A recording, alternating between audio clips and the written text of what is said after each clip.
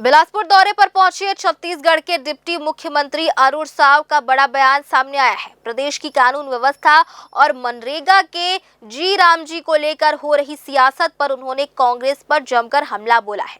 Deputy CM ने साफ शब्दों में कहा कि राज्य सरकार कानून व्यवस्था को लेकर किसी भी तरह की ढिलाई नहीं बरतेगी और जो भी कानून हाथ में लेगा उस पर सख्त कार्रवाई की जाएगी, चाहे वह कितना भी बड़ा क्यों ना हो।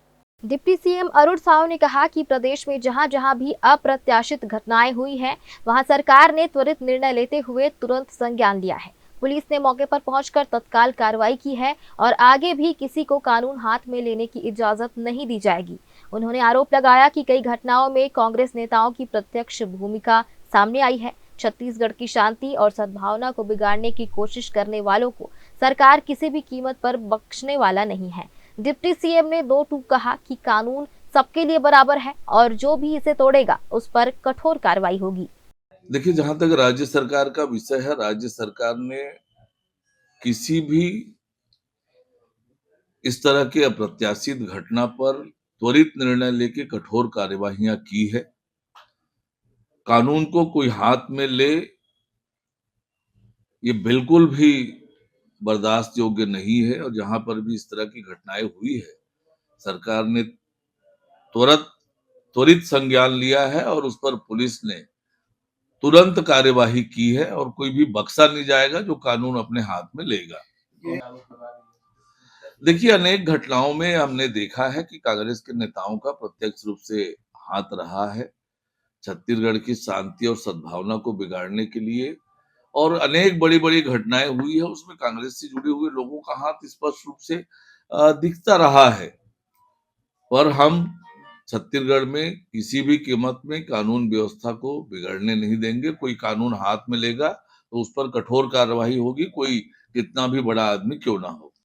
मनरेगा और रामजी को लेकर हो रही राजनीति पर भी डिप्टी सीएम अरुण साव ने कांग्रेस पर हमला बोला।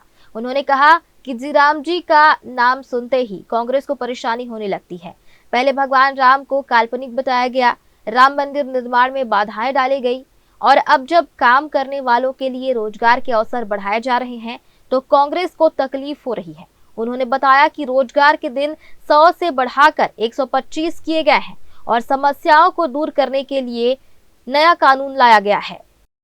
देखिए, राम जी का नाम सुनते ही कांग्रेस पार्टी को पता नहीं क्या हो जाता है, क्योंकि उन्होंने भगवान राम को काल्पनिक कहा और भगवान राम के मंदिर के निर्माण में सब प्रकार से रोड़े अटकाए। अब जब